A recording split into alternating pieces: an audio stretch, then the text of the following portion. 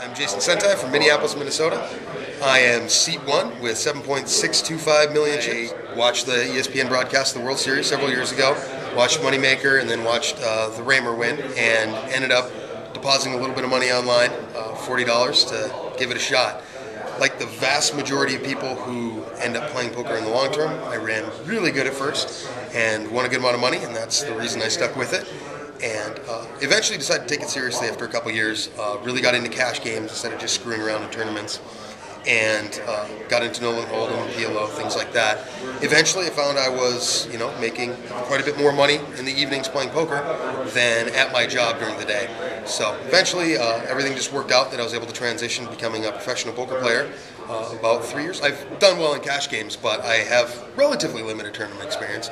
Played a number of World Series events over the years, and I play all the bigger online ones, the W Coops on Stars, the Scoops, and, maybe the F-top stuff on occasion. But for the most part, I don't grind tournaments every Sunday or anything.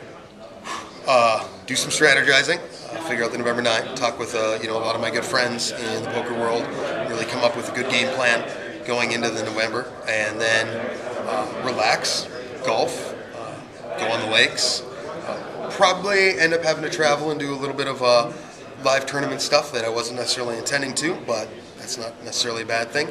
And play a little bit of online poker. Honestly, right now I can't be all that worried because my stack's going to be pretty short. It's going to be more of a situation where I'm going to be looking to see I can exploit the most, not necessarily who's going to hurt me. There's very little that can be done against me when I have a short stack. So as things get deeper, then the situation could change, and really the only person I'll be worried about is whoever's on my left, because that's where it's toughest. If we have deep stacks and I'm in position, I usually feel pretty good against, pretty much anybody.